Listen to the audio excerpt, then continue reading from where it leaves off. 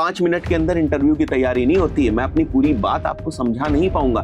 पहले मैं 5 दिन ये वाला क्रिएटिव चलाऊंगा, उसके बाद 5 दिन बाद ही मैं ये वाला क्रिएटिव चलाऊंगा। क्या ये टेस्टिंग का सही तरीका है? Hello everyone and once again welcome back to Umar Taskeer YouTube channel. Myself Umar Taskeer. Guys, हम सभी लोगों को पता है कि पिछले कुछ टाइम में जो D2C बिजनेसेस हैं उनका इकोसिस्टम काफी ज्यादा जो इवॉल्व है वो हुआ है। अब ये जब इकोसिस्टम इवॉल्व हुआ तो बहुत सारी ऐसी एजेंसीज प्ले में आ गई जो केवल D2C ब्रांड्स के लिए परफॉर्मेंस मार्केटिंग कर रही थी। अब जब ऐसी एजेंसीज ग्रो होने लगी और बिजनेसेस को D2C परफॉर्मेंस मार्केटिंग से रिजल्ट आने लगा, तो फिर परफॉर्मेंस मार्केटर्स जो D2C ब्रांड्स के लिए काम कर सकते हैं, केवल उनके लिए परफॉर्मेंस ला सकते हैं, उनकी भी डिमांड बढ़ने लगी। फाइन। और जब हम D2C इकोसिस्टम के अंदर परफॉर्मेंस मार्केटिंग की बात करते हैं तो सबसे मेजर जो रोल है वो प्लेटफॉर्म प्ले करता है मेटा का। राइट। सो ऐसे में मेटा परफॉर्मेंस मार्केटर की डिमांड बहुत ज्यादा बढ़ने लगी। और आप अगर किसी भी एजेंसी के अंदर जाते हैं जो D2C ब्रांड्स के अराउंड काम कर रही होती है, तो वहां पर जो अब इंटरव्यूज हैं वो भी D2C परफॉर्मेंस मार्केटर की तरफ थोड़े से ज्यादा इंक्लाइंड हो गए। आज के इस पर्टिकुलर वीडियो में हम लोग बात करने वाले हैं कि अगर आप किसी D2C परफॉर्मेंस मार्केटिंग एजेंसी में अप्लाई करने जा रहे हैं मेटा परफॉर्मेंस मार्केटर के तौर पे या मेटा मीडिया बायर के पॉइंट ऑफ व्यू से, तो उस पर्टिकुलर सिनेरियो में आपके सामने किस टाइप के जो क्वेश्चंस हैं वो आ सकते हैं। इन क्वेश्चंस को मैंने 2 पार्ट्स में डिवाइड किया है। पहला जो हमारा पार्ट है वो हमारा टेक्निकल पार्ट है, जहां पर मेटा डैशबोर्ड, मेटा टेक्निकलिटी से रिलेटेड आपके क्वेश्चंस होंगे, कैंपेन स्ट्रक्चर वगैरह उनसे रिलेटेड आपके क्वेश्चंस जो हैं वो होते हैं। सेकंड जो पार्ट है आपका वो आपका बिजनेस अंडरस्टैंडिंग का पार्ट है कि आप D2C बिजनेस को कितने अच्छे तरीके से समझते हैं। देखिए, अगर आप D2C बिजनेस को नहीं समझ पाएंगे तो आप D2C ब्रांड्स को स्केल नहीं कर पाएंगे और परफॉर्मेंस मार्केटिंग में एक लेवल के बाद आप स्टक सा जो है वो हो पाएंगे और अल्टीमेटली जो रिजल्ट्स चाहिए होते हैं ब्रांड्स को वो आप डिलीवर कर नहीं पाएंगे। सो इसीलिए इस वीडियो के अंदर मैं दोनों चीजों की बात करने वाला हूं। मैं आज के टाइम में 2025-2026 में किस टाइप के क्वेश्चंस आपसे पूछे जा सकते हैं परफॉर्मेंस मार्केटिंग फॉर मेटा के इंटरव्यू के पॉइंट ऑफ व्यू से, उसकी हम लोग बात करेंगे। और फिर हम लोग बात करने वाले हैं थोड़े से बिजनेस साइड वाली अप्रोचेस की भी। फाइन। सो यहां पर मैंने क्वेश्चंस मेंशन भी किए हुए हैं, साथ ही साथ उनके आंसर्स भी मेंशन किए हुए हैं। अब देखिए, यहां पर आपको एक बात समझनी पड़ेगी कि जरूरी नहीं है एग्जैक्ट आपसे यही क्वेश्चन पूछा जाए। यहां पर जो एक अप्रोच है, जो एक माइंडसेट है, वो मैं आपको सिखाने की कोशिश कर रहा हूं। क्वेश्चंस इससे थोड़े बहुत अलग हो सकते हैं, बट यहाँ पर मैंने क्वेश्चन आंसर्स दोनों यहाँ पर मेंशन कर दिए और इनको हम हमारी वेबसाइट learn.umartasky.com में डिजिटल प्रोडक्ट्स वाला जो सेक्शन है वहां पर अपलोड कर देंगे, तो यहां से भी आप फर्दर फ्यूचर में इसको डाउनलोड कर सकते हैं। Now the first question is, how do you structure campaigns for a new D2C product launch? अगर कोई नया D2C प्रोडक्ट आता है तो उसके पॉइंट ऑफ व्यू से आपका कैंपेन स्ट्रक्चर किस तरीके का होगा? आपको किस टाइप से आंसर देना है कि आप शुरुआत करेंगे top of the funnel type of campaign से, बिकॉज अभी आपके पास कोई और डेटा भी नहीं, आप मिडिल ऑफ द फनल के, आप बॉटम ऑफ द फनल के कैंपेन्स बना भी नहीं सकते, बिकॉज उससे रिलेटेड डेटा नहीं है आपके पास अभी, क्योंकि D2C प्रोडक्ट लॉन्च ही हुआ है। तो आपके पास केवल एक ही ऑप्शन है कि आप ब्रॉड इंटरेस्ट बेस्ड टारगेटिंग को सेलेक्ट करेंगे और यहां पर आप वीडियो टेस्टिंग करने वाले हैं, वीडियो कंटेंट को बेसिकली टेस्ट करने वाले हैं। क्रिएटिव टेस्टिंग आप करेंगे initially to figure out what is working for you और what is not working for you. So इस टाइप के कैंपेन स्ट्रक्चर्स को जो है वो आप समझाएंगे इंटरव्यूअर को, जिससे बेसिकली इंटरव्यूअर को ये समझ में आ जाता है कि आपको फनल्स की कितनी ज्यादा समझ है और शुरुआत आप किस तरीके से करते हैं, इनिशियल रिसर्च वगैरह आप किस तरीके से करते हैं। ये सारी चीजें जो है वो इंटरव्यूअर आपसे इस टाइप के क्वेश्चंस को पूछ के समझना चाहता है कि आपको कैंपेन स्ट्रक्चर के बारे में कुछ पता भी है या नहीं, या डायरेक्टली आप बस स्टार्ट कर देते हैं किसी भी तरीके से, या आप सोचते हैं कि टॉप ऑफ द फनल ही बनना चाहिए पहले, इसमें कौन सी ऑडियंस रखनी चाहिए, आपकी कन्वर्जन ट्रैकिंग सेटअप है या नहीं। तो ये सारी अप्रोचेस को वो इस टाइप के क्वेश्चन से आपके जज करने की कोशिश करते हैं। नेक्स्ट क्वेश्चन जो आपका हो सकता है that is basically ABO versus CBO and when to use what. अब देखिए, यहां पर बहुत सारे लोग ये समझते हैं कि ABO और CBO की केवल डेफिनेशन बता देने से काम चल जाएगा। इस बात को समझिए, ABO एंड CBO केवल डेफिनेशंस नहीं है। जैसे बहुत सारे लोग बोलते हैं ABO का मतलब ये होता है कि भाई हमने एड सेट लेवल पर बजट लगा दिया, या CBO का मतलब होता है हमने कैंपेन लेवल पर बजट लगा दिया। बट इनका यूज केस क्या है? किस टाइप के कैंपेन स्ट्रक्चर में आप ABOs को यूज करते हैं और किस टाइप के कैंपेन स्ट्रक्चर्स में आप CBO को यूज करते हैं, कब आप स्विच करते हैं? अगर आप ABO कर रहे हैं तो क्या लिमिटेशंस है आपके पास, क्या चीज आप नहीं टेस्ट कर पाएंगे, क्या आप स्केलिंग कर पाएंगे ABO से या नहीं कर पाएंगे? अगर आप CBO को सेलेक्ट करते हैं तो क्या उसके थ्रू आप स्केलिंग कर पाएंगे या नहीं कर पाएंगे? इस टाइप की अप्रोचेस इंटरव्यूअर आपसे समझना चाहता है। यही सेम चीज बिडिंग स्ट्रैटेजी वाले क्वेश्चंस में भी होती है। जैसे अगर आपसे पूछा जाए कि डिफरेंट बिडिंग स्ट्रैटेजीज क्या होती है मेटा एड्स के अंदर, तो जनरली लोग बोलते हैं भाई कॉस्ट कैप होती है, बिड कैप होती है, बट इसका यूज केस क्या है? कॉस्ट कैप को आप कब यूज करते हैं, किस तरीके से यूज करते हैं, किस टाइप के कैंपेन स्ट्रक्चर में यूज करेंगे, कितनी डेटा आने के बाद यूज करेंगे, ये सारे आपको समझने हैं, समझाने हैं, और यही सारी जो एस्पेक्ट्स हैं वो इंटरव्यूअर आपसे समझना चाहता है, सुनना चाहता है। फाइन, वापस आते हैं अपने क्वेश्चन के ऊपर, ABO versus CBO, when to use what. सबसे पहले मेंशन किया है मैंने कि एबीओ आप कब यूज करेंगे, जब आप क्रिएटिव को टेस्ट करना चाह रहे हैं या ऑडियंसेस को टेस्ट करना चाह रहे हैं individually at ad set level. आपने एक कैंपेन बनाया, कैंपेन के अंदर आपने 3 एड सेट्स जो है वो क्रिएट कर दिए। अब मान के चलते हैं आप ये सोच रहे हो कि भाई ये वाले एड सेट के अंदर जो ऑडियंस साइज है वो काफी बड़ा है, दूसरे वाले एड सेट के अंदर जो ऑडियंस साइज है वो काफी छोटा है। तो जो बड़ा ऑडियंस साइज है शायद आप उसको ज्यादा जो बजट है वो देना चाहें।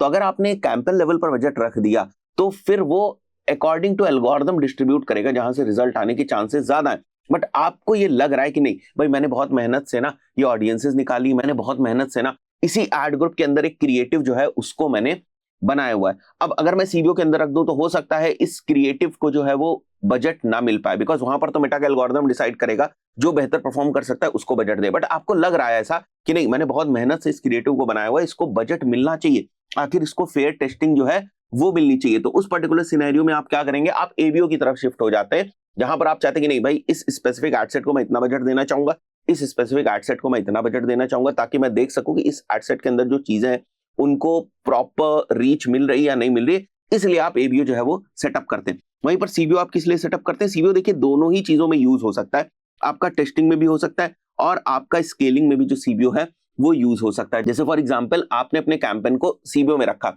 उसके बाद आपने डिफरेंट डिफरेंट एडसेट्स बना दिए, डिफरेंट डिफरेंट एडसेट्स के अंदर आपने सेम ही ऑडियंस रख दी और जो उन एडसेट्स के अंदर क्रिएटिव्स हैं उनको आपने डिफरेंट डिफरेंट रख दिया। तो अब आपका बजट उन एडसेट्स के अलोंग इस तरीके से डिस्ट्रीब्यूट होगा कि जिस क्रिएटिव से बेहतर परफॉर्मेंस आ सके। तो एक तरीके की टेस्टिंग हो गई। वहीं पर एग्जांपल के तौर पे मान के चलते हैं आपने बहुत सारे विनर क्रिएटिव्स को निकाल लिया। नाउ आप क्या बोल रहे हो कि भाई ये बहुत सारे विनर क्रिएटिव्स हैं, इनको मैं एक सीबीओ कैंपेन के अंदर रख देता हूं और एक मैं बजट जो है वो एलोकेट कर देता हूं और वो थोड़ा सा बजट ज्यादा होगा and over the period of time मैं उस बजट को धीरे धीरे इंक्रीज भी करता रहूंगा। तो इस वक्त आप क्या कर रहे हो, आप एक काइंड ऑफ स्केलिंग कर रहे हो, बिकॉज आपके क्रिएटिव्स तो सॉर्टेड है, वो आप पहले ही टेस्ट करके आ चुके हैं एबीओ के थ्रू या सीबीओ के थ्रू कि भाई ये वाले हमारे जो क्रिएटिव्स हैं वो परफॉर्मेंस हमें देते हैं। अब वो सारे विनर क्रिएटिव्स को आपने एक कैंपेन के अंदर लाकर दे दिया और मेटा को बोल रहे हो भाई इनमें से जो अब और बेहतर परफॉर्म कर सके उसको सीबीओ के अंडर जो बजट है वो आप एलोकेट करो। तो ऐसा नहीं है कि सीबीओ केवल टेस्टिंग के लिए यूज होगा, सीबीओ आपका टेस्टिंग के लिए भी यूज हो सकता है, सीबीओ आपका स्केलिंग के लिए भी यूज हो सकता है। तो ये सारी चीजें जो है वो आपको बताने की जरूरत है इंटरव्यूअर को, राइट। यही यहाँ पर लिखा हुआ है CBO can be used both for testing as well as scaling in different campaign structures for top performance to let the algorithm optimise at scale. Fine, next जो क्वेश्चन आता है वो भी थोड़ा सा ऑडियंसेस के ही रिलेटेड है, क्योंकि देखिए जब हम मेटा एड्स के पॉइंट ऑफ व्यू से बात करते हैं तो डैशबोर्ड लेवल पर ऑडियंसेस, कैंपेन स्ट्रक्चर, ट्रैकिंग और क्रिएटिव्स, इन 4 चीजों के अराउंड ही बात होती है, इन 4 चीजों के अलावा कुछ होता नहीं है डैशबोर्ड लेवल पर। फाइन, फिर उसके बियॉन्ड जब हम स्ट्रैटेजीज वगैरह की बात करते हैं तो वो डैशबोर्ड लेवल से बाहर की चीजें हो जाती है, या बिजनेस अंडरस्टैंडिंग की बात करते हैं तो वो डैशबोर्ड लेवल से बाहर की चीजें हो जाती है। तो यही 4 चीजों के अराउंड आपसे मेटा के अंदर जो क्वेश्चंस हैं वो पूछे जा सकते हैं, टेक्निकल एस्पेक्ट के पॉइंट ऑफ व्यू से मैं बोलूं या फिर मेटा डैशबोर्ड के पॉइंट ऑफ व्यू से बोलूं। So how do you select cold, warm and hot audiences. अब यहां पर इंटरव्यूअर ये समझना चाहता है कि ऑडियंसेस की आपको कितनी ज्यादा समझ है, ऑडियंसेस के अकॉर्डिंग आप क्रिएटिव्स को किस तरीके से बनाते हैं। ऐसा तो नहीं है कि सारी ऑडियंसेस आप मिक्स कर देते हैं, या ऑडियंसेस के हिसाब से आपको कैंपेन स्ट्रक्चर बनाने पता भी है या नहीं पता है, या ऑडियंसेस के हिसाब से आपको बजट स्प्लिट करना आता है या नहीं आता है। तो ये सारी जो अप्रोचेस है ना वो एक इस टाइप के क्वेश्चन के अंदर कवर हो जाती है। जब आप इस क्वेश्चन का बहुत ही डीप में जाकर एक्सप्लेनेशन देंगे ना तो इंटरव्यूअर को समझ में आ जाता है कि आपको कैंपेन स्ट्रक्चर की समझ है, आपको फनल की समझ है, आपको फनल बेस्ड ऑडियंसेस की समझ है, आपको बजट स्प्लिट किस तरीके से करना है उसकी समझ है, राइट। आगे बढ़ते हैं हम लोग और इसका आंसर देखते हैं। देखिए कोल्ड में जैसे आपको पता है कि भाई हम ब्रॉड ऑडियंस को यूज कर सकते हैं, हम ओपन ऑडियंस या फिर हम इंटरेस्ट बेस्ड ऑडियंस यूज कर सकते हैं। अगर हमारे पास पहले से कोई कस्टम ऑडियंस है तो हम उसकी लुकलाइक ऑडियंसेस यूज कर सकते हैं। लुकलाइक में भी हमारे पास ऑप्शन है मेटा के अंदर कि हम 1%, 2%, 3% ऑडियंसेस को यूज कर सकते हैं। हम मल्टीपल इंटरेस्ट को क्लब करके भी एक काइंड ऑफ ऑडियंस बना सकते हैं और उसको यूज कर सकते हैं। हम इंडिविजुअल लेवल पर इंडिविजुअल ऑडियंसेस को यूज कर सकते हैं, इंटरेस्ट बेस्ड ऑडियंसेस को या बिहेवियर बेस्ड ऑडियंसेस को यूज कर सकते हैं। There is a lot of scope at top of the funnel level या फिर हम बोले कोल्ड ऑडियंसेस के पॉइंट ऑफ व्यू से। अब वार्म ऑडियंसेस की बात करते हैं, जैसे पेज इंगेजर्स हैं आपके, जो मेटा के ऊपर लोग जाते हैं आपके पेज के ऊपर इंगेज करते हैं, तो वो पेज इंगेजर्स हो गए। इंस्टाग्राम प्रोफाइल के ऊपर जो बहुत सारे इंगेजमेंट लोग कर रहे हैं उनकी आप ऑडियंसेस बना सकते हैं, वो वार्म हेड के अंदर आएंगी। वीडियो व्यूअर्स, अगर आपने पहले भी कोई एड एज वीडियो चलाया हुआ है तो उस एड को जिन जिन लोगों ने देखा है, जितने परसेंट से देखा है, उसके पॉइंट ऑफ व्यू से आप बहुत सारे डिफरेंट डिफरेंट ऑडियंस सेगमेंट्स बना सकते हैं। वो सारे के सारे ऑडियंस सेगमेंट्स आपके वार्म वाली कैटेगरी के अंदर आएंगे। बट एक और चीज यहाँ पर समझनी बहुत ज्यादा जरूरी है कि भाई यहाँ पर इनफ हमारे पास ऑडियंस साइज भी होना चाहिए। तो ऐसा नहीं है कि आप इतनी नैरो डाउन वाली जो ऑडियंस है वो स्टार्टिंग में ही बना पाएंगे। उसके लिए थोड़ा सा आपको वेट करना पड़ेगा, थोड़ी सी आपको डेटा जो है वो कलेक्ट करनी पड़ेगी। फॉर एग्जाम्पल, अगर आप केवल स्टैटिक क्रिएटिव ही यूज कर रहे हैं तो ये वाली पूरी की पूरी ऑडियंस का स्कोप आपसे खत्म हो गया। अब एक और एग्जाम्पल यहाँ पर मान के चलते हैं कि मानते हैं कि आपके इंस्टाग्राम के ऊपर आप पहले से बहुत सारा ऑर्गेनिक जो कंटेंट है वो डालते रहते हैं और उनमें से जनरली जो कुछ वीडियोस हैं वो ठीक ठाक परफॉर्म करते हैं, अच्छे व्यूज लेकर आ जाते हैं। सो you can also use that video और उसके जो व्यूअर्स हैं उनकी आप ऑडियंस बना सकते हैं। सो इट्स लाइक कि जो भी आपके पास अवेलेबल डेटा है उसको आप कितनी सीरियसली लेते हैं और किस तरीके से उसको यूज करने की कोशिश आप करते हैं। Then you can use website visitors of between 14 to 30 days। Fine. So इस टाइप के डिफरेंट डिफरेंट ऑप्शंस हो सकते हैं। यही सारी चीजें आप डैशबोर्ड पे भी सामने वाले को समझा सकते हैं। हो सकता है उनके पास लैपटॉप हो इंटरव्यूअर के पास, तो आपसे लैपटॉप दिखा के बोल दे कि भाई चलो इस पे मेरे को बनाकर दिखाओ एक ऑडियंस जो आप बता रहे हो वेबसाइट विजिटर की, ये मेरे को बनाकर दिखाओ। तो इस तरीके से भी आपका इंटरव्यू जो है वो हो सकता है। इसके बाद हम लोग बात करते हैं हॉट वाली ऑडियंसेस की, राइट। जैसे यहाँ पर क्वेश्चन था cold warm and hot audiences क्या होती है। अब देखिए हॉट ऑडियंसेस की जब हम बात करते हैं तो यहाँ पर दो तरीकों से हॉट ऑडियंसेस को डिफाइन किया जाता है। दोनों ही तरीके सही हैं बट अलग अलग सिनेरियोज में ये अलग अलग तरीके जो है वो यूज होते हैं। जैसे जब हम हॉट ऑडियंसेस की बात करते हैं तो कुछ लोगों का ये कहना होता है कि हॉट ऑडियंस वो ऑडियंस होती है जो आपकी ऑलरेडी कन्वर्टेड ऑडियंस है, बाद में उसको अपसेल या क्रॉस सेल जो है वो कर रहे होते हैं, या फिर रिटेनर के लिए आप उसको लेकर जा रहे होते हैं, या एलटीवी के पॉइंट ऑफ व्यू से आप उसको देख रहे होते हैं। बट हॉट ऑडियंस का ये मतलब होता है जो आपके ऑलरेडी जो है वो कन्वर्ट हो चुके लोग हैं। वहीं पर कुछ लोगों का ये मानना है कि हॉट ऑडियंस वो ऑडियंस होती है जो कन्वर्जन के बहुत करीब होती है। फाइन। जैसे यहां पर अगर आप एग्जांपल देखो तो कार्ड अबेंडनर्स को हॉट वाली कैटेगरी में रखा गया है, वार्म वाली कैटेगरी के अंदर नहीं रखा गया है। फाइन। सो वार्म वाली वो कैटेगरी है जो कन्वर्जन वाला आपका जो इवेंट है उससे थोड़े दूर हो, और हॉट वाली वो कैटेगरी ये मान के चलते हैं जो कन्वर्जन इवेंट के बिल्कुल ही क्लोज हो। फाइन। या एक स्टेप पहले हो, जैसे इनिशिएट चेकआउट, राइट, या add to cart in last 3 to 7 days। बहुत ही रीसेंट वाले लोग जिन्होंने एड टू कार्ट किया है वो हॉट हैं, और जिन्होंने 15-20 दिन पहले एड टू कार्ट किया हुआ है वो वाले लोग जो है वो वार्म हो सकते हैं। सो बहुत ही थिन सा डिफरेंस है इन दोनों ही चीजों में, जिसमें लोगों को कंफ्यूजन होता है कि हॉट ऑडियंस कौन सी है। But at the end of the day अगर मैं मीडिया बायर के पॉइंट ऑफ व्यू से देखूं तो दोनों ही डेफिनेशंस सेटिस्फाई करती, बिकॉज उसको यूज तो ऑडियंसेस ही करनी है। कहीं ऐसा तो है नहीं कि अगर आप इस पर्टिकुलर ऑडियंस को हॉट लेबल नहीं दोगे तो प्रॉब्लम क्रिएट हो जाएगी। तो एक काफी थ्योरेटिकल कॉन्सेप्ट है कोल्ड वार्म एंड हॉट का। द मेन पॉइंट इज कि आपको अपनी ऑडियंसेस समझ में आनी चाहिए और कब किस ऑडियंस को यूज करना है, किस टाइप के कैंपेन में, और फनल में वो कैंपेन कहां पर है, उसके लिए किस टाइप की जो ऑडियंस है उसको आपको यूज करना है, ये आपको ज्यादा समझ में आना चाहिए। जैसे अगर आपका टॉप ऑफ द फनल कमजोर हो रहा है, अगर आप टॉप ऑफ द फनल से बहुत ज्यादा ऑडियंस नहीं ग्रैब कर पा रहे, उस पर्टिकुलर सिनेरियो में आपको अपने टॉप ऑफ द फनल को एक्सपैंड करने की जरूरत है। वहां पर आपको अपने रीमार्केटिंग कैंपेन को एक्सपैंड करने की जरूरत नहीं है, या वहां पर आप अपने वार्म या हॉट ऑडियंसेस को उतना ज्यादा यूज नहीं करोगे, बिकॉज वहां तक जब फनल में लोग ही नहीं आ रहे हैं, मतलब हॉट या वार्म स्टेज तक लोग कैसे पहुंचेंगे? जो टॉप ऑफ द फनल से नीचे आएंगे, राइट, वही आपकी रीमार्केटिंग ऑडियंस बनेंगे। But top of the funnel ही नहीं बन रहा है, तो फिर प्रॉब्लम क्या है कि आपको लुक लाइक ऑडियंसेस के बारे में सोचना है, या और टॉप ऑफ द फनल के जो डिफरेंट ऑडियंसेस हो सकती हैं उसके बारे में आपको सोचना है। तो ये सारा एक्सप्लेनेशन आपको करना है। ट्रस्ट मी, मैंने क्या बताया, 4 ही पिलर्स हैं मेटा डैशबोर्ड के अंदर आज के टाइम में। First is basically campaign structure, second is the tracking, और ट्रैकिंग भी बेसिक लेवल की नहीं, कैपी की बात हो रही है। अब नई चीज आ गई है, एक सिग्नल गेटवे आ गया, उस पर भी मैं आगे बात करूंगा आपसे। फाइन। पिक्सल, सिग्नल गेटवे, कैपी, ये सारी चीजें आपकी कन्वर्जन ट्रैकिंग के अंदर आ गई।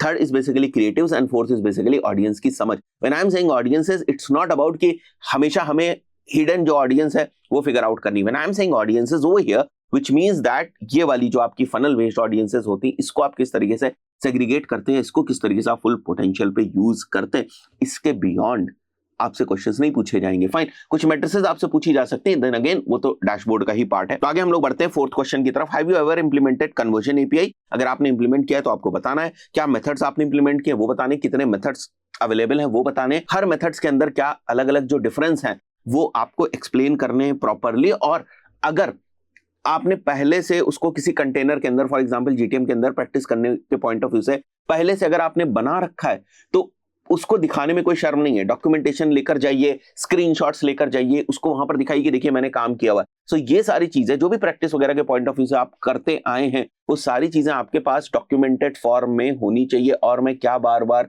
चिल्लाता रहता हूं, बार बार आपको समझाता रहता हूं कि पोर्टफोलियो बनाइए। पोर्टफोलियो का मतलब नहीं है कि भाई मैंने अगर 50 ब्रांड्स के ऊपर काम नहीं किया है तो फिर मेरा पोर्टफोलियो जो है वो बहुत ही कमजोर दिखेगा। ठीक है, कोई बात नहीं, अगर आपने उतनी ब्रांड्स के ऊपर काम नहीं किया या उतना अनुभव नहीं है, अगर आपको 6 महीने साल भर का ही अनुभव है तो आप 200 ब्रांड्स के ऊपर काम नहीं कर चुके होंगे। ये रियलिटी है, ये सबको समझ में आता है, इंटरव्यूअर को भी समझ में आता है। बट जो चीजें आज के टाइम में चल रही है उनके हिसाब से आपने कुछ प्रैक्टिस भी करी कि नहीं? क्योंकि ट्रैकिंग सीखने में ज्यादा टाइम जो है वो लगता नहीं है। एक आपके पास डमी वेबसाइट होनी चाहिए और सारी की सारी ट्रैकिंग आप फ्री में इंप्लीमेंट कर सकते हैं, वहां बहाने चलते नहीं है। तो इन सब चीजों में अगर आप बहाना बनाएंगे मेरे को कैप ही नहीं आता, मैंने कभी किया नहीं है, मेरे को कभी करने का मौका नहीं मिला, तो देखो वो आपकी निगेटिविटी इंटरव्यूअर के सामने शो होती है।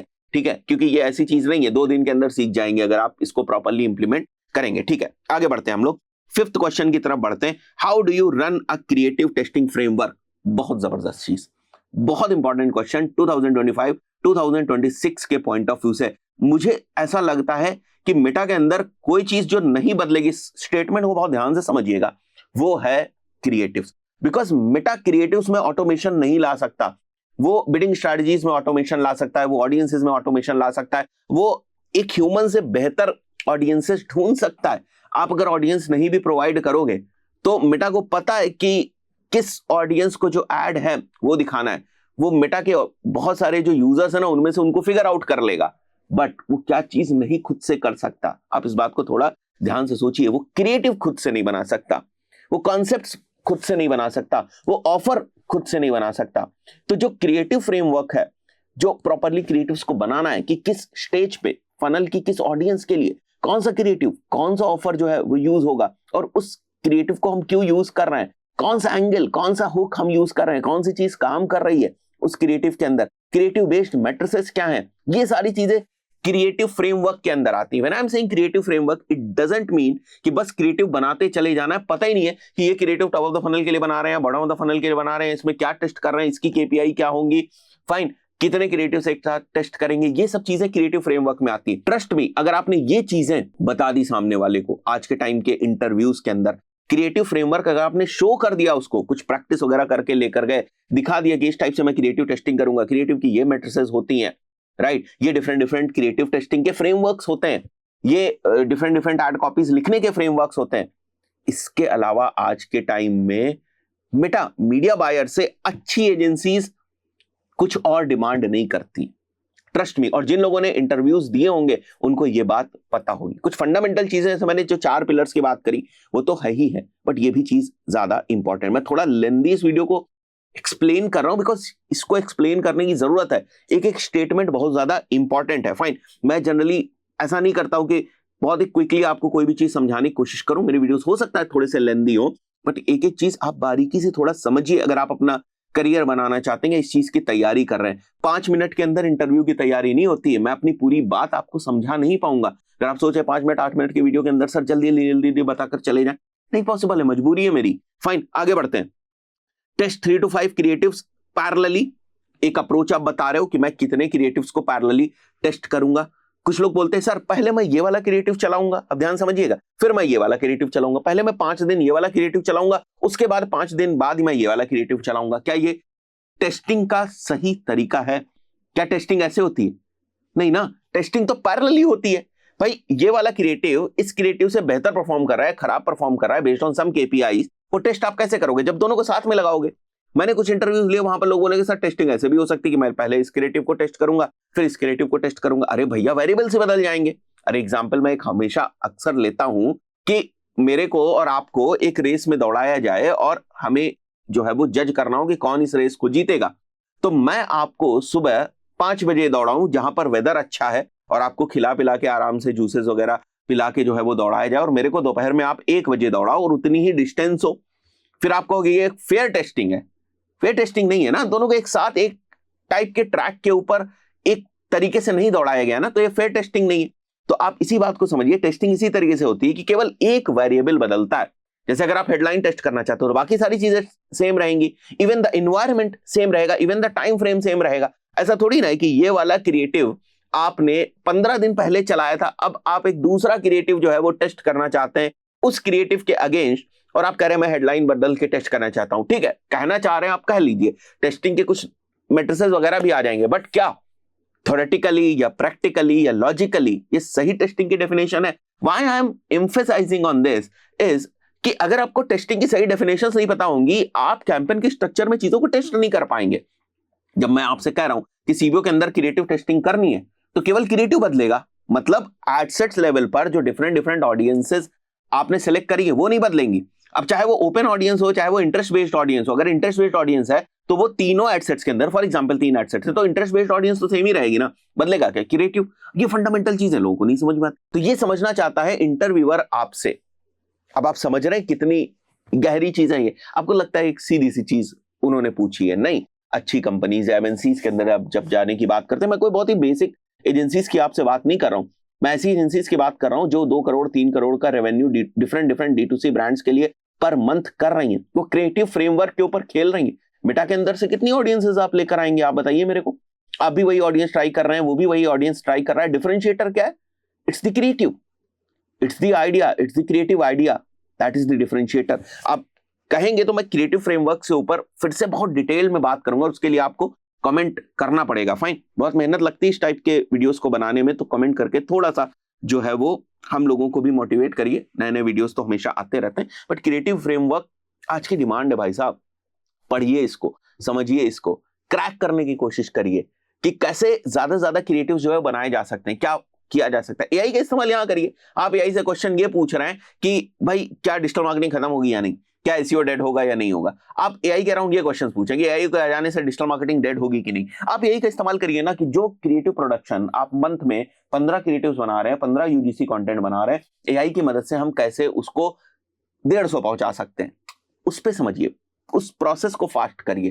That's where you will make the differentiation, right? I believe आपको समझ में आ रही होगी ये बात। और अगर कोई अनुभवी बंदा इसको देख रहा है, इस वीडियो को, कोई एक्सपीरियंस पर्सन इस वीडियो को देख रहा है, तो मैं चाहूंगा कि प्लीज आप थोड़ा सा कमेंट करें क्रिएटिव फ्रेमवर्क के अराउंड कि मैं जो बातें कर रहा हूं वो आप लोग यूज कर रहे हैं या नहीं कर रहे हैं, या प्लस माइनस उससे आपको क्या बेनिफिट हो रहा है। थोड़ा सा प्लीज पार्टिसिपेट करिए इसमें, क्योंकि ये वीडियो बिगिनर्स के पॉइंट ऑफ व्यू से ज्यादा है, बट आप एक्सपीरियंस लोगों की वजह से उनको भी जो थोड़ी सी मदद है वो मिल जाएगी। हुक रेट आपको मेजर करना है, सीटीआर आपको मेजर करना है, होल्ड रेट आपको मेजर करना है, कौन सी चीज कितना इंपैक्ट डाल रही है हमारी क्रिएटिव टेस्टिंग के ऊपर, या कौन सी हमारी मेजर केपीआई है। ये सारी चीजें जब आप बताएंगे, इंटरव्यूअर को अपने आप समझ में आ जाएगा कि आप कितने अच्छे से क्रिएटिव फ्रेमवर्क्स को समझते हैं। Kill underperformance quickly, scale winning ad angles using CBO. तो मैंने आपको शुरुआत में बताया था कि सीबीओ स्केलिंग के लिए भी यूज हो सकता है। Now what are some common frameworks of creating ad copy? क्यों इंपॉर्टेंट है ये क्वेश्चन? कैसे बनाओगे इतनी एड कॉपीज? अगर आप ये बोल रहे हो कि मैं कॉन्टिन्यूअसली एड्स टेस्ट करूंगा, नेक्स्ट क्वेश्चन यही आता है, कैसे भाई साहब इतने एड्स कैसे सोचोगे? 2 एड्स हो गए, 3 एड्स हो गए, 4 एड्स हो गए, कैसे सोचोगे? और कैसे मेक श्योर करोगे कि आपके एंगल्स रिपीट ना हो? कैसे मेक श्योर करोगे कि हर एंगल यूनिक हो? कैसे मेक श्योर करोगे कि हर क्रिएटिव, हर वीडियो एक ऑडियंस के पॉइंट ऑफ व्यू से ही बनाया गया है? इसके लिए तो भैया प्रॉपर प्रोसेस जो है वो फॉलो करनी पड़ेगी। तो मैंने यहाँ पर डिफरेंट डिफरेंट फ्रेमवर्क जो है मेंशन किए हुए हैं। जैसे एक होता है पैस फ्रेमवर्क, राइट? एक होता है एडा फ्रेमवर्क। एडा फ्रेमवर्क के बारे में बहुत सारे लोग जानते हैं। इसको एड कॉपी लिखने के लिए यूज किया जा सकता है, इसको लैंडिंग पेज लिखने के लिए यूज किया जा सकता है, इसको आपके यूजीसी कंटेंट को बनाने के लिए यूज किया जा सकता है। These are just the framework for the creatives, right? जैसे पैस एक फ्रेमवर्क है, इसमें क्या रहता है? सबसे पहले आपको प्रॉब्लम एड्रेस करनी है, फिर एजिटेट करना है, फिर सोल्यूशन प्रोवाइड करना है, right? It is best for pain point based D2C products. जैसे यहाँ पर प्रॉब्लम क्या है? Frizzy hair again, tried everything but nothing works, agitation. Try curl is, it can be some brand, and then आप वहां पर अपना सेरम जो है वो दिखा रहे हैं, smooth shiny hair all day. So it's just the concept, it's just the example which I am putting over here, right? ताकि आपका थोड़ा सा और ज्यादा जो दिमाग है वो चलना शुरू करे। एडा के ऊपर जैसे हम लोग आते हैं, सो दैट इज बेसिकली सबसे पहले आपको अटेंशन ग्रैब करनी, देन इंटरेस्ट जगाना है, then desire, and then action, right? So it's basically good for full funnel conversion ads. इसी तरीके से अगर मैं क्वेस्ट की बात करूं, एक फ्रेमवर्क है क्वेस्ट, आप देख लीजिएगा इन डिफरेंट फ्रेमवर्क्स को देख लीजिएगा। इतने ही फ्रेमवर्क्स नहीं है भाई साहब, थोड़ी सी एडवर्टाइजिंग, थोड़ी सी मार्केटिंग पढ़िए, मजा आ जाएगा। बहुत सारे फ्रेमवर्क्स हैं आज के टाइम में मार्केट के अंदर। मार्केट के अंदर क्या मतलब? आपके लिए यूज करने को बहुत सारे फ्रेमवर्क्स हैं। या तो मैंने केवल आपको एग्जाम्पल की वजह से कुछ फ्रेमवर्क्स बताएं, तो हर फ्रेमवर्क के अंदर क्या एंगल आप लेकर आ रहे हैं, उसको मेजर करने की क्या केपीआई है। अगर ये सब चीजें प्लॉट नहीं करेंगे, नंबर ऑफ क्रिएटिव्स कैसे बनाएंगे? शुरुआत में तो आपने बता दिया हम बहुत सारे क्रिएटिव्स को टेस्ट करेंगे। फ्रेमवर्क क्या है, प्रोसेस क्या है, this is the process, right. So थोड़ा सा मैंने आपको यहाँ पर समझाने की कोशिश करी, आप इसको अपने अकॉर्डिंग जो है वो समझिएगा, अपने अकॉर्डिंग थोड़ा सा मोल्ड करिएगा, जो भी आपके पास एग्जिस्टिंग नॉलेज है उसको मसाले की तरह डालिए इस वीडियो के अंदर और कुछ कॉन्क्रीट सॉलिड जो है वो निकालिए, ठीक है। यहां पर जैसे मैं बात कर रहा था क्वेस्ट वाले फ्रेमवर्क की, which is basically qualify, understand, educate, stimulate and transition, right. So it is basically for complex D2C products जो वेलनेस और स्किन केयर के अराउंड होते हैं, जहां पर आपको एडुकेट करने की, क्वालिफाई करने की जरूरत पड़ती है कि भाई ये उन लोगों के लिए है भी या नहीं। अब आप देखिए एग्जाम्पल को आप रिलेट कर जाएंगे, जैसे फॉर बिजी मॉम्स क्वालिफाई कर लिया कि किसको हम टारगेट कर रहे हैं। Low energy by noon, adaptogens not caffeine, feel fresh again, try today at just 499। So आप देख रहे हो यही सारे एलिमेंट्स जो हैं वो यूज हुए हैं, जो हम स्ट्रक्चर बना रहे हैं, जो हम एग्जाम्पल यहां पर देख रहे हैं उसके अंदर। आई बिलीव कॉन्सेप्ट्स आपको क्लियर हो रहे होंगे। अब अगर आप देखें तो ये कुछ वो क्वेश्चंस थे जो टेक्निकल चीजों के अराउंड हो सकते हैं, आप और डिग डीप इसमें कर सकते हैं। कुछ क्वेश्चंस हम बात करेंगे जो बिजनेस साइड है, बहुत इंपॉर्टेंट। आज परफॉर्मेंस मार्केटिंग एजेंसी चाहती हैं कि मीडिया बायर्स और परफॉर्मेंस मार्केटर जो उनके साथ काम कर रहे हैं वो D2C के बिजनेस को भी समझें, राइट। अगर वो D2C बिजनेस को नहीं समझ पाएंगे तो केवल वो डैशबोर्ड में खेलते रहेंगे, और डैशबोर्ड में ज्यादा कुछ है नहीं। वो आपको एक्सपीरियंस के साथ समझ में आ जाएगा कि dashboard is like just for the purpose of execution. अगर कोई चीज एग्जीक्यूट करनी है तो वो डैशबोर्ड है। बाकी जितनी भी स्ट्रैटेजी आपकी बनती है, जो भी क्रिएटिव फ्रेमवर्क्स बनते हैं, वो आपके डैशबोर्ड से बाहर बनते हैं। आपने जैसे बात करी, मैं फिर से उसी स्टेटमेंट पे आ रहा हूं कि सर क्रिएटिव टेस्टिंग करेंगे। क्रिएटिव टेस्टिंग को खाली अप्लाई ही तो करते हो आप डैशबोर्ड के अंदर, या क्रिएटिव ही डैशबोर्ड के अंदर बनते हैं, ऐसा तो नहीं है। क्रिएटिव तो बाहर बनते हैं, मॉडल से आप बात तो बाहर करोगे, स्क्रिप्ट तो आप बाहर लिखोगे, वीडियो प्रोडक्शन आपका बाहर होगा, राइट, वीडियो एडिटिंग आपकी बाहर होगी। तो मेटा डैशबोर्ड के अंदर तो ये सारी चीजें हो नहीं रही, राइट। मेटा डैशबोर्ड के अंदर आप केवल उसको एग्जीक्यूट करने ले जाते हैं, तो एग्जीक्यूशन वाला पार्ट जो है वो मेटा डैशबोर्ड का है, बाकी जो पार्ट है वो तो सब उसके बाहर है, राइट। सो बिजनेस की समझ बहुत जरूरी है। एक बहुत ही कॉमन क्वेश्चन और बहुत ही फंडामेंटल चीज जो लोगों को नहीं पता है, रोएस और प्रॉफिटेबिलिटी में क्या डिफरेंस होता है। क्या अगर किसी प्रोडक्ट का 8 का रोएस आ रहा है तो क्या वो प्रॉफिटेबल है? जरूरी नहीं।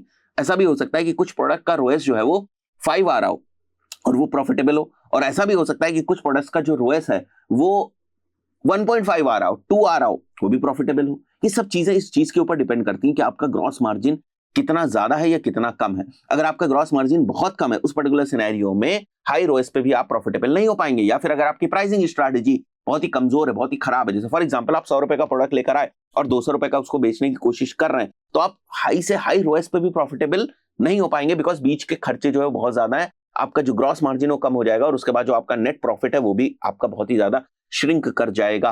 तो आप हैवी रोएस के ऊपर भी प्रॉफिटेबल नहीं हो पाएंगे। वहीं पर ऐसी बहुत सारी ब्रांड्स होती है, जैसे वे प्रोटीन वगैरह की ब्रांड्स होती है, उसमें ग्रॉस मार्जिन बहुत ज्यादा होता है, 85%, 90%, 70% से ज्यादा ही कहीं ग्रॉस मार्जिन होता है। वहां पर आपकी अगर प्राइसिंग स्ट्रैटेजी सही है, कैलकुलेट करके देख लीजिएगा आप, अगर प्राइसिंग स्ट्रैटेजी सही है तो आप हो सकता है 1.5 या 2 के रोएस पे भी प्रॉफिटेबल हो पाए, राइट। समझ रहे हैं आप इस बात को? So profitability is not coming from ROAS. Dashboard level पर आपको समझने की जरूरत है कि रोएस एक इंपॉर्टेंट चीज है, फाइन। रोएस से आप एक बेंचमार्क टाइप का सेट कर देते हो, या आप एक अपनी मेट्रिक टाइप की सेट कर देते हो कि हाँ भाई इतना रोएस आएगा तो शायद हम प्रॉफिटेबल हो जाएं। But ROAS is not equal to profitability. मैं ये बोल सकता हूं कि 4 के रोएस पे हम प्रॉफिटेबल हो जाते हैं, right, but ROAS is a metric जो प्रॉफिटेबिलिटी के इक्विवेलेंट नहीं है। डिफरेंस आप समझिए, फाइन। सो वहीं यहां पर लिखा हुआ है ROAS is basically revenue focused metric. 100 रुपए खर्च करके हम 500 रुपए ला रहे हैं और 100 रुपए खर्च करके हम 400 रुपए ला रहे हैं, तो क्या जहां पर हम 500 रुपए ला रहे हैं वहां पर हम प्रॉफिटेबल हो सकते हैं? नहीं, डिपेंड करता है ना बीच के एक्सपेंसेस कितने। अगर एक्सपेंसेस ज्यादा है तो हो सकता है 100 रुपए खर्च करके जो 500 रुपए हम लेकर आ रहे हैं उसमें भी हम प्रॉफिटेबल ना हो पाए, राइट। आई बिलीव बात समझ में आ रही है। और 100 रुपए खर्च करके जो 400 रुपए हम ला रहे हैं रेवेन्यू के फॉर्म में, उसमें हम प्रॉफिटेबल हो जाए। तो रोएस केवल आपका रेवेन्यू जो है उसको डिफाइन करता है, while profitability considers both revenue and cost. कितना खर्चा है आपका, उसमें भी, कॉस्ट में भी बहुत सारे डिफरेंट एलिमेंट्स हैं। कॉस्ट ऑफ गुड सोल्ड हो गया, कॉग्स हो गया, शिपिंग हो गया, प्लेटफॉर्म हो गया, एटसेट्रा एटसेट्रा, बहुत सारी चीजें आ गई। Now again very important thing which is like how do you calculate CAC, right. Customer acquisition cost कैसे कैलकुलेट करेंगे आप, एवरेज ऑर्डर वैल्यू कैसे कैलकुलेट करेंगे, एलटीवी कैसे कैलकुलेट करेंगे। CAC is basically ad spend divided by number of acquired customers. बहुत simple सी बात है, अगर आपने 1000 रुपए खर्च किए और 2 कस्टमर्स आपने एक्वायर किए तो आपका जो कैक है वो आ रहा है लगभग ₹500 का। एओवी क्या होता है? Average order value. कोई एक स्पेसिफिक प्रोडक्ट की वैल्यू थोड़ी ज्यादा हो सकती है, कोई एक स्पेसिफिक प्रोडक्ट की वैल्यू थोड़ी सी कम हो सकती है। So every order that you are getting from your store, the Shopify store और वूकॉमर्स स्टोर और एनी स्टोर, राइट, एक ऑर्डर आ रहा है, राइट, उस ऑर्डर से आपको ऑन एन एवरेज वैल्यू कितनी मिलती है, that is basically average order value. So for example total हमने 1000 का रेवेन्यू जनरेट किया। हो सकता है एक प्रोडक्ट मैंने ₹500 का सेल किया हो, एक प्रोडक्ट जो है वो मेरा 250 वाला बिका हो, एक प्रोडक्ट जो है मेरा 250 वाला बिका हो। तो इस तरीके से जो हमारा total revenue that is equal to ₹1000 और 3 हमारे ऑर्डर्स आए, तो एवरेज ऑर्डर वैल्यू की अगर मैं बात करूंगा 333.33 हो गया। तो ये सारी बेसिक चीजें आपको नहीं पता होंगी तो आप ये नहीं समझ पाएंगे कि मेरा कैक कितना होना चाहिए, राइट, मेरा एओवी कितना होना चाहिए, और एओवी को हमें बढ़ाना है तो किस तरीके से हम बढ़ा सकते हैं, कैक को हमारे घटाना है तो किस तरीके से घटा सकते हैं। तो ये सारी बिजनेस के अराउंड की मैट्रिसेस हैं, इनको समझना जरूरी है। Then there is LTV, life time value कितनी है। It totally depends on the purchase frequency. जितनी बार मैं एक प्रोडक्ट को या अलग अलग प्रोडक्ट्स को एक वेबसाइट से खरीदूंगा, राइट, जितनी बार उसकी फ्रीक्वेंसी होगी, जितनी बार मेरे खरीदने की बेसिकली फ्रीक्वेंसी होगी, और जितने लंबे समय तक मैं उसको खरीदूंगा, उतनी ज्यादा मेरी एलटीवी होगी। तो आज के टाइम में बहुत सारी ब्रांड्स फर्स्ट ऑर्डर के ऊपर प्रॉफिटेबल नहीं होती। तो बेसिकली एलटीवी कैसे निकालना है, एलटीवी कैसे निकलता है। एलटीवी कोई ऐसी चीज नहीं है जो आज आपने ब्रांड शुरू करी और आज ही से आपको एलटीवी जो है मिलना शुरू हो गया। एलटीवी काफी डेटा के बाद आपको मिलना शुरू होता है, बिकॉज आप देखते हो कि आपका एवरेज ऑर्डर वैल्यू क्या आ रही है, उसके बाद परचेज फ्रीक्वेंसी क्या आ रही है, उसके बाद उसका रिटेंशन रेट क्या है। तो ये कोई ऐसी मेट्रिक नहीं है जो आपको 1, 2, 3 महीने के अंदर देखने को मिल जाएगा। इस टाइप की मेट्रिक्स ईयर्स की डेटा के बाद जो है वो देखने को मिलती है। ये सब समझ होनी चाहिए, वरना आप लग गए, शुरुआत में आपके 20 ऑर्डर आए, लग गए आप एलटीवी कैलकुलेट करने, कुछ नंबर निकल भी आया ना तो उससे कुछ कॉन्क्रीट नहीं निकलेगा, उससे आप कुछ डिफाइन नहीं कर पाएंगे। फाइन। सो ये सारी फंडामेंटल जो बिजनेस की मैथ्स है, यूनिट इकोनॉमिक्स जो है बेसिकली, वो आपको क्लियर होनी चाहिए अगर आप D2C ब्रांड्स के अंदर परफॉर्मेंस मार्केटिंग जो है वो करने जा रहे हैं। Next very important question, how do you validate if a product is ready to scale और नॉट, राइट। आज मैं कोई प्रोडक्ट सेल करना शुरू करता हूं, ठीक है, बिक रहा है, बट क्या मेरे को इसको स्केल करना चाहिए या नहीं करना चाहिए, राइट। क्या मेरे को सिग्नल्स मिल रहा है, मैट्रिसेस मेरे को क्या बता रही, क्या मेरे को और पैसा डालकर इसके नंबर ऑफ ऑर्डर्स बढ़ाने की कोशिश करनी चाहिए या नहीं करनी चाहिए, कब करनी चाहिए, उसको कैसे डिसाइड करोगे, उसको कैसे जज करोगे। सो ये वो सारे टाइप ऑफ क्वेश्चंस है जो आपसे इंटरव्यूअर पूछ सकता है। फाइन। सो इसमें हम क्या बोल रहे हैं, consistent demand, it's not like कि अप एंड डाउन हो, राइट, कि ठीक है एक टाइम पे बहुत ज्यादा बिक गया प्रोडक्ट, उसके बाद फ्लैट लाइन हो गई, प्रोडक्ट बिक ही नहीं रहा। So there has to be consistent demand, poor repeat purchases, low return rate होना चाहिए, ठीक है। एक अच्छे प्रोडक्ट की डेफिनेशन क्या है कि बिक भी रहा है और रिटर्न भी कम आ रहा है। मान लिया बिक बहुत ज्यादा आ रहा है और रिटर्न बहुत ज्यादा आ रहा है, फिर मैं नहीं कहूंगा ना ये एक बहुत ही अच्छा प्रोडक्ट है। फाइन। गुड कस्टमर फीडबैक होना चाहिए, और जो आपका कैक है, राइट, वो आपका लेस देन होना चाहिए 60% ऑफ द प्रोडक्ट मार्जिन। अगर ऐसी सिचुएशंस होती हैं, या इनमें से जो 4-5 सिचुएशंस मैंने बताई, इनमें से अगर 3 भी सिचुएशंस होती है तो मैं कंसीडर करूंगा कि प्रोडक्ट को थोड़ा सा स्केल करने की कोशिश करनी चाहिए। आगे बढ़ते हैं। What are the science of poor product market fit despite conversion, बहुत इंपॉर्टेंट क्वेश्चन। बहुत सारे लोग बोलते हैं कि अगर प्रोडक्ट हमारा बिकने लगे, सेल आने लगे, तो हम कहेंगे प्रोडक्ट मार्केट फिट है, बिकॉज लोग उसको खरीद रहे हैं। ये पूरी चीज को डिफाइन नहीं करता। ये शुरुआती मेट्रिक हो सकती है कि हाँ भाई, अगर मेरा प्रोडक्ट बिक रहा है तो हम ये कह सकते हैं कि हम प्रोडक्ट मार्केट फिट की तरफ जा रहे हैं। इट्स नॉट लाइक कि मेरा प्रोडक्ट मार्केट फिट हो गया। जैसे प्रोडक्ट बिक रहा है बट रिफंड रेट्स बहुत ज्यादा है, कैसे कहोगे प्रोडक्ट मार्केट फिट है? क्या स्केल करने जाओगे? स्केल करने जाओगे आरटीओ वगैरह में ही सारा पैसा चला जाएगा। लॉजिक समझ रहे हो आप? सप्लाई चेन ही नहीं मैनेज कर पाओगे। Next, poor repeat purchases, repeat purchases नहीं आ रही है। लो नेट प्रोमोटर स्कोर है, कस्टमर सेटिस्फैक्शन नहीं है, निगेटिव रिव्यूज की बात हो रही है, बहुत ही कम ऑर्गेनिक डिमांड है डिफरेंट प्लेटफॉर्म्स के ऊपर, जैसे अमेजॉन वगैरह के ऊपर भी आपने उसको लिस्ट कर रखा है, बट डिमांड उसकी बहुत ज्यादा कम आ रही है वहां पर, तो उसका प्रोडक्ट मार्केट फिट नहीं है, डिस्पाइट द फैक्ट कि ऑर्डर्स आ रहे हैं, कन्वर्जन्स आ रहे हैं। ये बहुत इंपॉर्टेंट चीज है कि इन सब चीजों की आपको समझ होनी चाहिए। बहुत सारे लोग ये समझते हैं कि बस अगर मेरा प्रोडक्ट चल पड़ा, बिकने लगा, which means that product market fit है, चलो स्केल करना शुरू करते हैं, मजा आ गया। ऐसा नहीं है, ठीक है। तो आई बिलीव ये चीज आपको समझ में आएगी। Now what are the different tools to track the post purchase behaviour. यहां इंटरव्यूअर आपसे समझना चाहता है कि पोस्ट परचेज की मेट्रिक आपके दिमाग में होती है या नहीं, एट्रीब्यूशन को आप कितने अच्छे तरीके से समझते हो, एट्रीब्यूशन रिलेटेड टूल्स कौन से हैं, फाइन, किस टाइप से प्लेटफॉर्म्स सेल्स को एट्रीब्यूट करते हैं, वो सारी चीजें आप समझ रहे हैं या नहीं समझ रहे हैं, या पोस्ट परचेज जो डेटा आपके पास आ रही है उसको भविष्य में आप कैसे यूज करेंगे, वहां आपका दिमाग चलता है या नहीं चलता, राइट। सो बहुत ही कॉमन टूल्स है, आप इनसे रिलेटेड और टूल्स भी फिगर आउट कर सकते हैं। मैं कुछ फेमस टूल्स का मेंशन कर रहा हूँ। GA4 शॉपिफाई का अपना एनालिटिक्स बहुत डेटा जो है वो कैरी करता है। जितने भी और भी बहुत सारे जो थर्ड पार्टी प्लेटफॉर्म्स है, थर्ड पार्टी टूल्स है, वो भी डेटा कहां से लेते हैं? शॉपिफाई से ही तो लेते हैं। शॉपिफाई से ही तो आप इंटीग्रेट करते हो, तो बहुत सारी डेटा शॉपिफाई के पास होती है। अगर शॉपिफाई के पास कोई डेटा नहीं है तो वो थर्ड पार्टी प्लेटफॉर्म्स के पास भी डेटा नहीं जाएगी। फाइन, हाँ वो बात अलग है कि एपीआई वगैरह को यूज करके वो डिफरेंट तरीके से आपको डेटा को दिखा पाए और बेहतर आपको प्रेजेंट कर पाए और कॉन्क्रीट मैट्रिसेस, एग्जिस्टिंग मैट्रिसेस से निकाल सकें। जैसे अगर किसी ने आपको केवल रीच और इंप्रेशन दिया, शॉपिफाई के अंदर आपको केवल for example reach and impression दिख रहा है, बट आपको सीटीआर निकालना है तो आप एक अपनी कस्टम मेट्रिक बना सकते हैं। वैसे सीटीआर एक ऐसी मेट्रिक है जो हर जगह अवेलेबल है, बट मैं केवल एग्जांपल के पॉइंट ऑफ व्यू से बता रहा हूं कि किसी प्लेटफॉर्म के अंदर कोई केवल 2 ही मेट्रिक है, रीच और इंप्रेशन है, तो आपने थर्ड पार्टी प्लेटफॉर्म उसके साथ अटैच किया और उसने आपको सीटीआर दिखा दिया। आप खुश हो गए, अरे भाई ये तो दुनिया से अलग ही डेटा दिखा रहा है। It's not like that. वो ले तो वहीं से रहा है ना, उसके पास अलग से कहां से डेटा आएगी? तो जो शॉपिफाई के पास डेटा है वो बहुत ज्यादा डेटा है। तो शॉपिफाई एनालिटिक्स अपने आप में बहुत ही स्ट्रांग है। आप थोड़ा सा उसमें भी डिग डीप करके बहुत सारी चीजें निकाल सकते हैं। ट्रिपल वेल एट्रीब्यूशन के पॉइंट ऑफ व्यू से one of the most powerful tool. Indian D2C ecosystem में इतना ज्यादा नहीं यूज होता है बिकॉज थोड़ा सा कॉस्टली है। हम देखते हैं कि और कौन से जो सब्स्टिट्यूट है वो आ सकते हैं इसके। अब जैसे शुरुआत में मैंने बताया कि इंडियन D2C इकोसिस्टम इतना ज्यादा इवॉल्व हो रहा है कि जरूरी कि बहुत ही जल्दी जो है वो इस टाइप के एट्रीब्यूशन वाले टूल्स आ जाएंगे। क्या इतना इंपॉर्टेंट टूल है? बिल्कुल बहुत ज्यादा इंपॉर्टेंट। जब स्केल करते हैं तो आपको ये समझना होता है कि एट्रीब्यूशन राइट हो। आप ये नहीं कह सकते सेल तो आ रही है, अरे छोड़ो एट्रीब्यूट हो रहा है या नहीं हो रहा है। अरे मेरे भाई सेल आ रही है, लेकिन अगर वो एट्रीब्यूट नहीं हो रही है कैंपेन में, तो कैंपेन को आप कैसे ऑप्टिमाइज करोगे? मान के चलते हैं आप ये कह रहे हो कि किसी भी कैंपेन से सेल आ रही हो, हमें क्या करना? सेल तो आ रही है। बहुत सारे लोगों मैंने ये बात कहते हुए सुनी है, वो क्या कहते हैं कि ठीक है एट्रीब्यूशन हमारा टूटा हुआ है, फर्क क्या पड़ता है? सेल तो आ रही है ना, नहीं एट्रीब्यूट हो रहा है, कोई फर्क नहीं पड़ता। सेल तो आ रही, हमें शॉपिफाई के अंदर तो दिख रहा है हमें सेल आ रही, बट इनर कैंपेन को कैसे ऑप्टिमाइज करो? अगर कैंपेन के अगेंस्ट, एड ग्रुप्स के अगेंस्ट, क्रिएटिव्स के अगेंस्ट सेल्स नहीं मेंशन्ड होगी कि इतनी सेल इस क्रिएटिव से आई है, अगर ये नहीं आपको पता चलेगा या इस क्रिएटिव से नहीं आई है, ये नहीं पता चलेगा, तो कैसे ऑप्टिमाइज करेंगे आप उसको?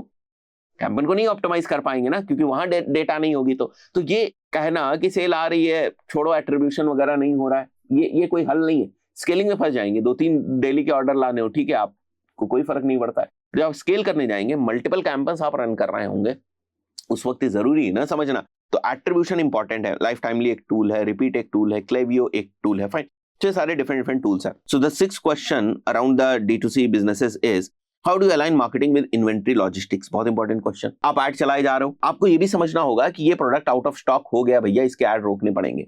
या ये मेरा बेस्ट परफॉर्मिंग प्रोडक्ट था, ये आउट ऑफ स्टॉक हो गया, रोएस डाउन होगा, परफॉर्मेंस डाउन होगी, बिकॉज मैक्सिमम ऑर्डर्स यहीं से आ रहे थे।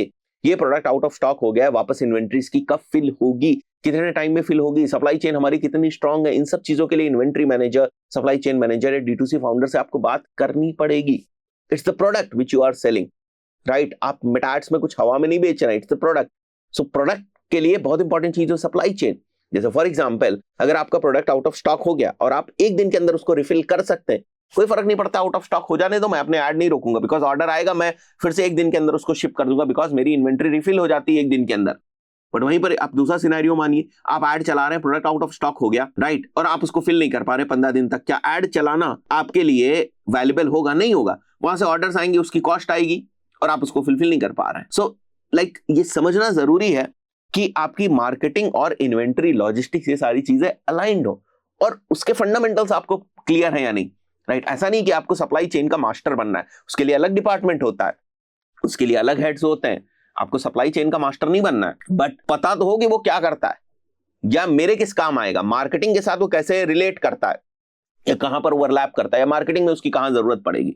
इसलिए ये सारे क्वेश्चंस जो है वो पूछे जाते हैं। आगे बढ़ते हैं। देखो बिजनेस साइड वाले मैंने क्वेश्चंस ज्यादा यहां पर मेंशन किए और उसके पीछे रीजन ये है कि डैशबोर्ड लेवल पर बहुत कुछ है नहीं, वो क्रिएटिव फ्रेमवर्क्स वगैरह के अलावा या फंडामेंटल्स उतना तो आपको आना चाहिए, राइट? डैशबोर्ड लेवल तो आप नेविगेट करके बहुत सारी चीजें सीख लेंगे और कुछ चीजें एक्सपीरियंस से आ जाते हैं। Sales are good but refund rate is 30%। क्या प्रॉब्लम होगी भैया इतना ज्यादा अगर रिफंड रेट आ रहा है?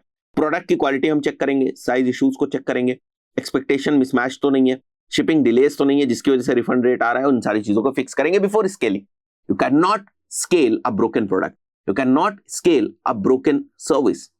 अगर कोई सर्विस गड़बड़ है तो आप उसको स्केल करने नहीं जाओगे, वरना लेने के देने पड़ जाएंगे, ठीक है? कि भाई गड़बड़ है, अभी अच्छे से हमने उसको टेस्ट नहीं किया है, हम सेटिस्फाइड नहीं है उससे, और आपने स्केल कर दिया, तो और निगेटिविटी जो है वो फाइल जाएगी आपकी, और बहुत सारा पैसा भी आप बर्बाद कर दोगे। रिफंड्स जब बढ़ेंगे तो उसके साथ एक कॉस्ट एसोसिएटेड होती है, आरटीओ की कॉस्ट आप देते हो, ऑर्डर्स की आप कॉस्ट देते हो। Fine. So the next question is कि सीओडी ऑर्डर्स बहुत ज्यादा होते हैं इंडियन D2C सेल्स के अंदर, D2C बिजनेसेस के अंदर, राइट। अगर हाई आरटीओज आ रहे हैं तो आप किस तरीके से उसको टैकल करेंगे? सबसे पहली चीज कि हम प्रीपेड ऑर्डर्स लाने की कोशिश करेंगे, डिस्काउंट्स वगैरह देकर, जहां पर जो है वो आरटीओ होने के चांसेस जो है वो डिक्रीज हो जाए। मैंने यहाँ पर कुछ ऑप्शन रखे हुए हैं, ये सारे डिफरेंट डिफरेंट टैक्टिक्स हो सकती हैं अगर आपको आपका आरटीओ जो है वो कम करना है। फाइन। बट ऐसा नहीं है कि बस प्रीपेड ऑर्डर्स ही है, क्योंकि इंडियन मार्केट प्रीपेड ऑर्डर्स की नहीं है, तो बहुत सारे सिनेरियोज में ऐसा हो सकता है कि आपको प्रीपेड ऑर्डर्स जो है वो ना लेने पड़े। सीओडी ड्रिवन इंडियन मार्केट है, आपको सीओडी ऑर्डर्स लेने पड़े, तो उस पर्टिकुलर सिनेरियो में ये वाली थ्योरी तो आपको फेल हो जाएगी। फिर आप सीओडी कंफर्मेशन कर सकते हैं। आज के टाइम में बहुत सारे टूल्स हैं वो मार्केट के अंदर अवेलेबल है, तो सीओडी कंफर्मेशन आप कर सकते हैं।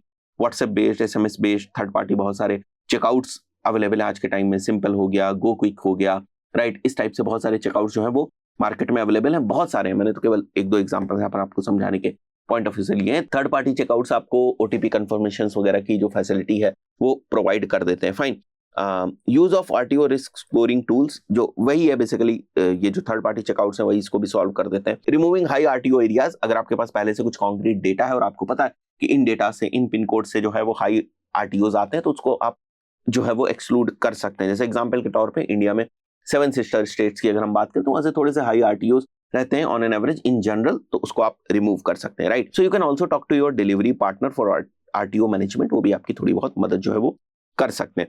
Now the last question is how do Tier 2 and Tier 3 city customers behave differently in terms of marketing response, right. तो Tier 2 और Tier 3 के लोगों की क्या सोच है, right, how do they respond in terms of the marketing.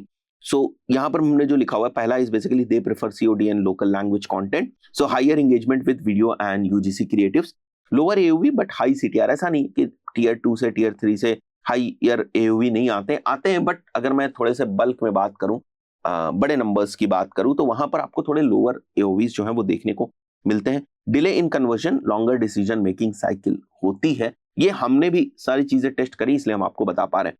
सो ये कुछ मैंने आपको आइडियाज टाइप के दिए, किस तरीके से, किस डायरेक्शन में आपको सोचना है। इससे बहुत सारे क्वेश्चंस बन सकते हैं, ट्रस्टेड।